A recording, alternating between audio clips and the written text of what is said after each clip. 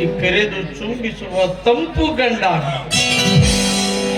ಇವೆರಡು ಹೃದಯಗಳು ಒಂದಾಗಿ ತುಂಬಿ ಹೊಮ್ಮಿಕ್ಕುವ ಪ್ರೀತಿಯ ಜಲಧಾರೆಯೇ ಮಳೆಯಾಗಿ ಎಳೆಗೆ ಕಳೆ ಕಟ್ಟಿ ಹಾತುರಿಯುತ್ತದೆ ಪ್ರೇಮ ಸಂಗಮಕ್ಕ. ಸಂಗಮದ ಮುಂದೆ ಸಂಬಂಧ ಹಾಲು ಜೇನಾದರೆ ಮಣ್ಣ ಮಡಿಲೊಳಿದ್ದ ಬೀಜ ಮೊಳಕೆಯೊಡೆದು ಹುಲುಸಾಗಿ ಬೆಳೆದು ನಿಂತ ಪಚ್ಚನೆಯ ಪೈರಿನಂತೆ ಕಂಗೊಳಿಸುವುದು ಸ್ವರ್ಗದ ಅರಮನೆಯಾಗಿ. ಸ್ವರ್ಗದ ಅರಮನೆ ಅಂದರೆ ಅಯ್ಯೋ, ಭವಿಷ್ಯ ಜೀವನದಲ್ಲಿ ಯಾರನ್ನು ಪ್ರೀತಿಸಿಲ್ಲ ಅಂತ ಕಾಣುತ್ತೆ ಅಲ್ವೇ ದೇವದಾಸ್?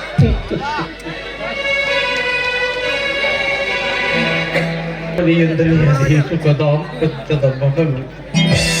ಆ ಮಹಲನ್ನು ಬರೀ ಕಲ್ಪಿಸಿಕೊಂಡ್ರೆ ಸಾಲದು, ಒಂದೊಂದು ಮೆಟ್ಟಿಲುಗಳನ್ನಾಗಿ ಹತ್ತಬೇಕು, ಸವಿದು ಹತ್ತಬೇಕು, ಆಗಲೇ ಸಾರ್ಥಕ. ಆ ಮಹಲಿಗೆ ಮೆಟ್ಟಿಲುಗಳೇ ಇರದೆ ಹೋದ್ರೆ ಏಣಿ ಇಟ್ಟು ಹತ್ತಿ ಬಿಡಬೇಕು. ಹತ್ತುವಾಗಲೋ ಅಥವಾ ಹತ್ತಿದ ಮೇಲೋ ಏಣಿಯನ್ನ ಕಿತ್ತುಕೊಂಡ್ರೆ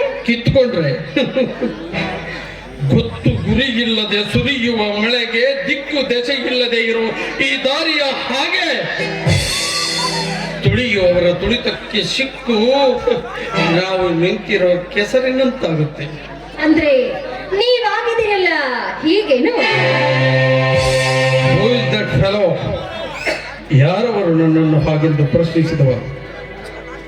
ನಮಸ್ಕಾರ ವಿಕಾಸ್ ಪಾಂಡೆ ಅವರೇ. ಓ, ವೆಲ್ಕಮ್ ವೆಲ್ಕಮ್, ಸ್ವಾಗತ ಸುಸ್ವಾಗತ.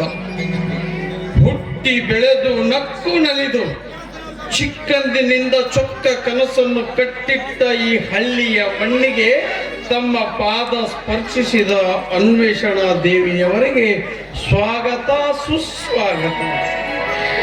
ಈ ಮಣ್ಣಿಗೆ ನನ್ನ ಪಾದ ಸ್ಪರ್ಶವಾಗಿದ್ದು ಮುಖ್ಯವಲ್ಲ, ಹಿಂದೊಮ್ಮೆ ಬೆಳೆದ ಹಳ್ಳಿಯಲ್ಲಿ ಇದೇ ಮಣ್ಣಿನಲ್ಲಿ ತಳವೂರು ನಿಲ್ಲಲು ಅವಕಾಶ ಮಾಡಿಕೊಟ್ಟ ಸೌಭಾಗ್ಯ ಮುಖ್ಯ. ಅಂದ್ರೆ ಇದೇ ಮಣ್ಣ ಮಡಿಲಲ್ಲಿ ಬದುಕಿ ಬಾಳ್ಬೇಕಂತ ನಿಶ್ಚಯಿಸಿಕೊಂಡೇ ಬಂದಿದ್ದೀರಾ? ಹೌದು, ಕನಸು ಕಟ್ಟಿಕೊಂಡೇ ಬಂದಿದ್ದೀನಿ. ಆದ್ರೆ ಆ ಕನಸು ನನಸಾಗಬೇಕಾದ್ರೆ ಚೌಕಟ್ಟು ನಿರ್ಮಿಸಬೇಕಲ್ಲ. ನಿರ್ಮಿಸಿಕೊಂಡ ನಿರ್ಧಾರ ಸಾಫಲ್ಯ ಹೊಂದಬೇಕಾದರೆ ಆ ಕರ್ತವ್ಯ ನಿರ್ವಹಣೆಯ ದಾರಿಯಲ್ಲಿ ಕಠೋರ ಸತ್ಯದ ಜ್ಯೋತಿ ಸದಾ ಬೆಳಗ್ತಾ ಇದ್ರೇನೆ ಕತ್ತಲೆ ಎನ್ನುವುದೇ ಇಲ್ಲ, ವೈಫಲ್ಯವೆಂಬ ಮಾತೇ ಇರೋದಿಲ್ಲ. Mind it. ಫ್ಯಾಂಟಾಸ್ಟಿಕ್, ಅದ್ಭುತ ನಿಮ್ಮ ಮಾತುಗಳು ಅದೆಷ್ಟೊಂದು ಅರ್ಥಪೂರ್ಣವಾಗಿದೆ ವಿಕಾಸ್ ಪಾಂಡೆ. ವಾಟ್ ವಿಕಾಸ್ ಪ್ಲೀಸ್ ಅನ್ವೇಷಣಾ ದೇವಿ, ನನ್ನ ಹೆಸರಿನ ಮುಂದಿರುವ ಆ ಎರಡಕ್ಷರಗಳನ್ನು ಇನ್ನೊಮ್ಮೆ ನೀವು ಉತ್ತರಿಸುವುದಾದರೆ ಈ ಕ್ಷಣವೇ ಕೊನೆ. ಇನ್ನೆಂದೂ ನಿಮ್ಮ ನಾಲಿಗೆ ಮೇಲೆ ನನ್ನ ಹೆಸರು ಸುಳಿಯಬಾರದು. ದಯವಿಟ್ಟು ಈ ಮಾತಿಂದ ತಮಗೇನಾದರೂ ನೋವಾಗಿದ್ರೆ ಕ್ಷಮಿಸಿಬಿಡಿ. ಆ ಮಾತು ಯಾಕೆ ಬಿಡಿ, ಆದ್ರೆ ಈ ಬದಲಾವಣೆಗೆ ಕಾರಣ ಏನು ಅಂತ ಹೇಳಿದ್ರೆ ನಿಮ್ಮ ಅಭಿಪ್ರಾಯಕ್ಕೆ ತಕ್ಕಂತೆ ಕರಿಬಹುದು. ನನ್ನ ಹೆಸರಿನ ಮುಂದಿರುವ ಎರಡಕ್ಷರಗಳು ಜಾತಿ ಸೂಚಕ ಪ್ರೇತಾತ್ಮಗಳು. ನನ್ನ ಜೀವನದಲ್ಲಿ ಪ್ರಥಮ ಬಾರಿಗೆ ಹೊಂದಿ ಅನುಭವಿಸಬೇಕಾಗಿದ್ದ ಅದೇ ಆ ಎರಡಕ್ಷರಗಳ ಭಾವನೆಯನ್ನು ಸದಾ ಹೃದಯದಲ್ಲಿ ನೇಣು ಹಾಕಿ ಬಿಟ್ಟಿದ್ದೇನೆ. ಅನ್ವೇಷಣ, ನೇಣು ಹಾಕಿ ಬಿಟ್ಟಿದ್ದೇನೆ. ನೇಣುಗಂಬ ಏರಿದ ಕ್ಷಣದಿಂದಲೇ ಆ ಭಾವ ತರಂಗಗಳು ಇತ್ತ ಸಾಯಲು ಆಗದೆ ಅತ್ತ ಬದುಕಲು ಆಗದೆ ಮಧ್ಯಂತರ ಸ್ಥಿತಿಯಲ್ಲಿ ಸಿಕ್ಕು ಚಿತ್ರ ಹಿಂಸೆಯನ್ನು ಅನುಭವಿಸುತ್ತಿವೆ. ಅದರ ಪ್ರತಿಫಲವೇ ನನ್ನ ಈ ಸ್ಥಿತಿ. ಅಂದ್ರೆ 4-5 ವರ್ಷ ಕಾಲೇಜ್ ಕಲಿಯೋದನ್ನ ಬಿಟ್ಟು ಈ ರೀತಿ ಸುತ್ತಾಡಲು ಕಾರಣ ಪ್ರೇಮವೇ? ಅದೇ ಪ್ರೀತಿ, ಅದೇ ಪ್ರೇಮ. ತಾಳ್ಮೆ ತಂದ್ಕೊಳ್ಳಿ ವಿಕಾಸ್, ತಾಳ್ಮೆ ತಂದ್ಕೊಳ್ಳಿ. ನೋಡಿ, ಸುಸಂಸ್ಕೃತ ವಿಚಾರಗಳನ್ನು ಹೊಂದಿದವರು ನೀವು ಅಂದಾಗ ನಿಮ್ಮಂಥವರನ್ನ ಈ ರೀತಿ ನೋಡಲು ನನಗಿಷ್ಟವಿಲ್ಲ. ತಾಳ್ಮೆಗೂ ಒಂದು ಮಿತಿ ಇದೆ ಅನ್ವೇಷಣ. ಆ ತಾಳ್ಮೆಯ ಇತಿಮಿತಿಯ ಗೆರೆಯೊಳಗೆ ಕಟ್ಟಿ ಹಾಕಿ ಉಸಿರುಗಟ್ಟುವಂತೆ ಒತ್ತಡ ತಂದತ್ತೆಲ್ಲ ಆ ಸಹನೆಯ ಗುರಿ ಮೀರಿ ಓಡಿ ಎಲ್ಲಿ ಹುತ್ತನ ಅವತಾರ ತಾಳಿ ಬಿಟ್ಟಿದ್ದೇನೋ ಎನ್ನುವ ಭಯಕ್ಕೆ ಈ ರೀತಿ ಮೊರೆ ಹೊಕ್ಕಿದ್ದೇನೆ ಅನ್ವೇಷಣ. ಹಾಗಾದ್ರೆ ನೀವು ಪ್ಲೀಸ್, ಇನ್ನು ಮುಂದೆ ನೀವು ಕೇಳುವ ಯಾವ ಪ್ರಶ್ನೆಗಳಿಗೂ ಚೈತನ್ಯವಿಲ್ಲ ಈಗ. ಯಾಕಂದ್ರೆ ಈಗ ಕುಡಿದಿರುವ ವಿಸ್ಕಿಯ ನಸೆ ಇಳಿತಾ ಇದೆ, ಭಗ್ನ ಪ್ರೀತಿ ಪ್ರೇಮಗಳ ನಸೆ ಏರ್ತಾ ಇದೆ. ಯಾವತ್ತಿದ್ರ ಎರಡು ಈಕ್ವಲ್ ಆಗಿದ್ರೇನೆ ಈ ಭಗ್ನ ಪ್ರೇಮಿ ಬದುಕೋದು ಸಾಧ್ಯ.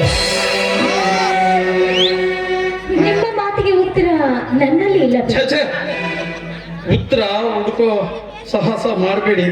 ಒಂದ್ ವೇಳೆ ಮಾಡಿದರೆ ನೀವು ಕೂಡ ನನ್ನಂತೆ ಭಗ್ನ ಪ್ರೇಮಿ ಆಗ್ಬೇಕಾಗುತ್ತೆ. ನಾನಿನ್ನ ಪ್ರೀತಿಸೇ ಇಲ್ಲ ಅಂದಾಗ ಭಗ್ನ ಪ್ರೇಮಿ ಆಗೋದು ಎಲ್ಲಿಂದ ಬಂತು? ನೋಡಿ, ಪ್ರೀತಿಸಬೇಕಾದರೆ ಅದ್ಭುತವಾಗಿ ಪ್ರೀತಿಸಿ. ಆದರೆ ಇವರು ಪ್ರೀತಿಸ್ತಾ ಇದ್ರು ಎನ್ನುವುದು ಯಾರಿಗೂ ಗೊತ್ತಾಗಬಾರ್ದು.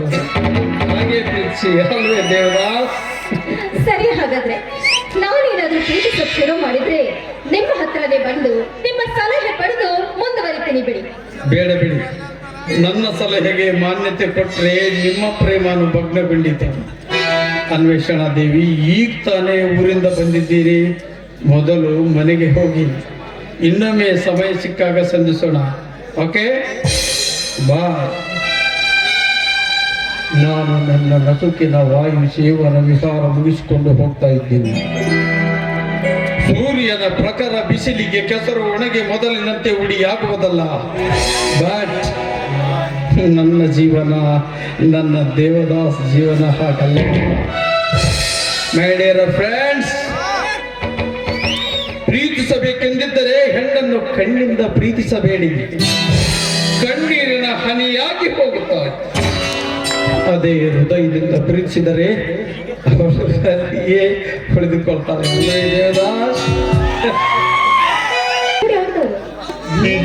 ನಿಮ್ಮ ಕೂಡ ಕಲ್ತಾರೆ. ಹೌದು, ಯಾಕೆ ಇದೇ ಊರಲ್ಲೇ ಇರ್ತಾರೆ, ಇವ್ರ ಪರಿಚಯ ನಿನಗಿಲ್ವೇ? ಯಾಕೆ ನೋಡಿಲ್ರಿ? ಮನೆಗೆ ಹೋಗ್ತಾ ಹೇಳ್ತೀನಿ, ಬಾ, ಹೊತ್ತಾಗುತ್ತೆ, ಮನೆಗೆ ಹೋಗೋಣ. ನಡಿ.